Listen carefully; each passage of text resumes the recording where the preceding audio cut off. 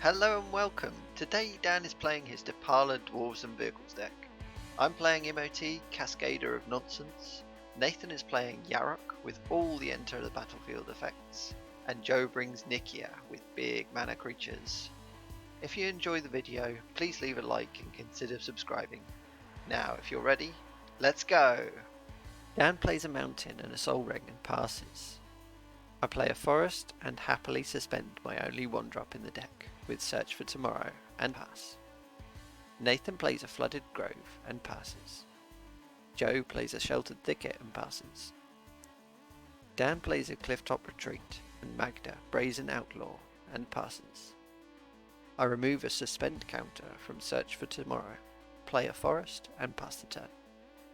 Nathan plays an island and a soul ring and an altar of dementia. He passes the turn. Joe plays a firelit thicket and a nature's law, putting a stomping grounds into play tapped.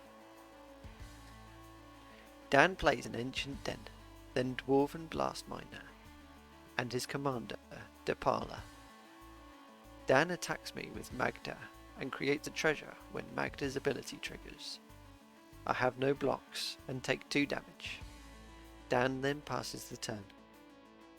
On my upkeep, Search for Tomorrow goes off. I get a forest into play untapped. I play an island and cultivate for a forest to hand and an island to the battlefield tap and pass. Nathan plays a snow-covered island and then a wood elves, searching up a snow-covered forest. He plays Growing Rights of Itlamok and reveals Grey Merchant of Asphodel and passes. Joe plays a Courser of Crufix, revealing the top card of his library as a steel Hellkite. He plays a mountain, gaining 1 life from the Courser of Crufix, and passes. Dan plays a mountain and goes to combat. He attacks me with Depala for 4 and Nathan for 3 with Magda, and activates Depala's ability for 4, revealing Boros Signet, Sky Sovereign Console Flagship, Parhelion 2, and Dwarven Recruiter. The Signet goes to the graveyard, and the dwarf and vehicles go to his hand. He later remembers to make the treasures from Magda, seeing herself and Depala tap. Nathan and I take 4 and 3 damage respectively. He sacrifices a treasure to help to activate Dwarven Blast Miner to destroy Joe's Stomping Ground, which creates a new treasure when Magda sees a dwarf tap. He passes the turn. I cast Imoti and Cascade into Nissa's Pilgrimage.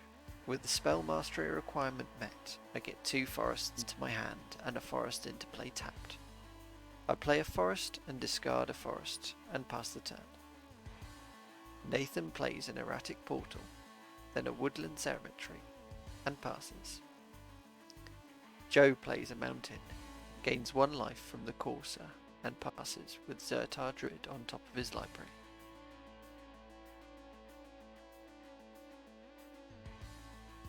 Dan plays a Spire of Industry. He moves to combat and attacks Nathan with Depala and Magda, creating 2 more treasure tokens. Nathan blocks Depala with the Wood Elves, but before damage, bounces Wood Elves back to hand with Erratic Portal. He takes 3 damage from Magda. Dan plays Parhelion and activates Dwarven Blast Miner with the 3 treasures to destroy Nathan's Woodland Cemetery. And he gets his treasure cash back thanks to Magda. He then passes the turn. I cast an Allosaurus Rider for the alternative cost, exiling Walker of the Groves and Spring to Mind from my hand. It then cascades for something that's 6 CMC or less. It hits Spell Twine, which then cascades for something that's 5 or less, hitting Omen of the Hunt. Omen gets an island into play. Spelltwine exiles itself and casts copies of Joe's Nature's Law and my own Nissa's Pilgrimage, putting 2 forests into play, 1 untapped from the Nature's Law, and then 1 tapped and 2 to my hand from the Pilgrimage. I attack Dan for 3 with Imoti. I forget to play my land for turn and pass. Nathan plays a Vicious Hydra where X is 3, and gobbles up Magda, who passes. Joe draws and passes, with Genesis Hydra on top. Dan plays a Throne of the God Pharaoh and a Master Trinketeer. Trinketeer and Depala crew Parhelion. When Dan passes priority to move to combat, I flash in Elder Deepfiend. I cascade into Spitting Image, which cascades into Unexpected Results. Unexpected Results says shuffle your library, then reveal the top card. If it's a non-land card, you may cast it without paying its mana cost. If it's a land card, you may put it onto the battlefield and return Unexpected Results to its owner's hand. I like that. Yeah. I've got that in my set. It's really, really good, isn't it? I don't know. We'll find out. Anyone want to cut? No. How many cards? What are you trying to find? A reach creature or something? I don't know. How many cards do you want to take off the top? 4. 2, 3, 4. There we go. So top card is Scoot Swarm.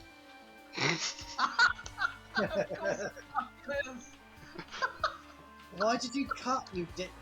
So Scoot Swarm goes onto the battlefield. Spitting Image then resolves and copies Allosaurus Rider. Then Elder Deepfiend resolves and taps down Parhelion and Dan's 3 lands. Dan then passes the turn. Throne of the God Pharaoh triggers, causing each of his opponents to lose 3 life for his 3 tapped creatures. I play a forest, and Scoot Swarm creates a token copy of itself.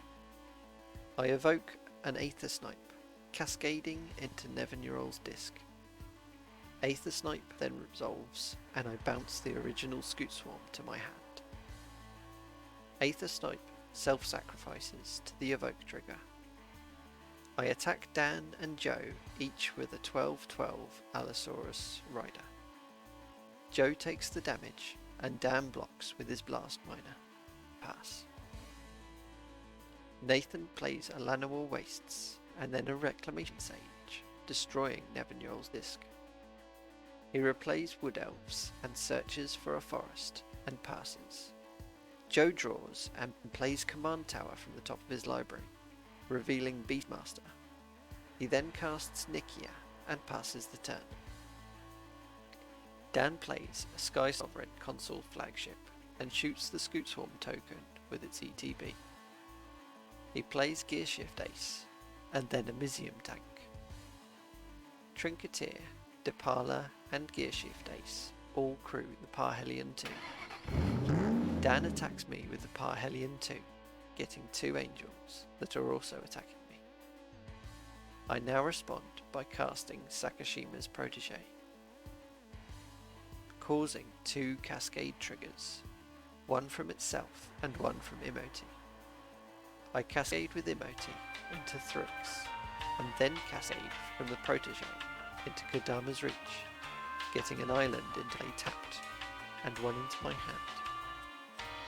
Protege resolves and copies one of Dan's angels. I block the 2 angels with an angel copy and Thrix, and take 6 damage from the Parhelion. When Dan passes the turn, Throne of the God Pharaohs triggers, and each of his opponents lose 3 life. I play Aronis' Monument, and then a Thundering Tanadon, cascading into Circuitous Route, getting a tapped forest and an island into play. I put a Monument trigger on Allosaurus Rider, giving it +2/+2 and Trample. I attack Dan with it and Elder Deepfiend, and attack Joe with the other Allosaurus Rider. Joe throws the Courser of Krufix under the bus, and Dan takes 22 damage. I pass the turn. Nathan plays a Hornet Queen and gets 4 flying Death Touch insect tokens. He passes the turn and transforms Itlamok. Joe plays a Beast Whisperer, a Vigor, and a Kessig Wolfrun, and passes the turn. Dan plays a Rugged Prairie. He crews Parhelion with Trinketeer, and crews the flagship with Gearshift Ace, and pays to make a servo with the Trinketeer. He crews the Misium tank with the servo. He moves to combat and attacks me with the flagship, Parhelion 2 and 2 more Angels, and a Misium tank. He bolts Imoti with the flagship trigger. I block Misium tank with my Tanadon and block the Parhelion with Thrix. I then take 14 damage. Dan returns Misium tank with Refurbish. He then crews Misium tank with 2 Angels and Depala, so that when he passes, the throne will cause 7 life loss to each opponent, cleanly taking me out. In Dan's end step, Nathan returns the Reclamation Sage to hand with the Erratic Portal. Nathan, with Retribution in mind for his destroyed black sources, he plays Yarok, who replays Reclamation Sage, getting 2 triggers and destroying Parhelion and the throne. He then bounces and replays the Reclamation Sage again to destroy Misium tank and the flagship. He then attacks Dan with the Vicious Hydra for 3 damage and passes. Joe casts a massive Genesis Hydra for 10, hitting Flame Blast Dragon. He attacks Dan with Vigor for 6 and passes. Dan plays a Mountain and a Dwarven Recruiter, and he can't be arsed with searching for anything to put on top, so he just shuffles his deck. He creates another servo with the Trinketeer. He then moves to combat and attacks Nathan with the 2 Angels. Nathan blocks with 2 of the flying Death Touch insects. Dan passes the turn. Nathan floats 7 mana with Itlimoc and returns and replays Hornet Queen, who comes back in with 8 more tokens because of Yarok. He plays Zendikar's Royal and passes the turn. Joe plays a Spire Garden, a Siege Behemoth and a Steel Hellkite, and passes the turn. Dan makes 2 servos and attacks Nathan with Depala, paying 3 and getting no hits. Nathan blocks with the Voracious Hydra. Dan passes the turn.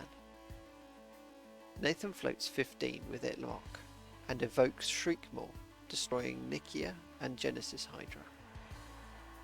He returns and replays Voracious Hydra with the Erratic Portal, with X as 11, and doubles its counters twice to 44. He then kills Dan off with a Hornet Queen and 4 insects, and plays Escape Shift, sacrificing and replacing 6 lands, getting 12 elementals from Zendikar's Royal. And 12 zombies from Field of the Dead. He passes. Joe attacks with all and does 6 damage with the Flame Blast Dragon, and does 17 damage assigned as though it were not blocked, thanks to Siege Behemoth, killing Nathan off and winning the game.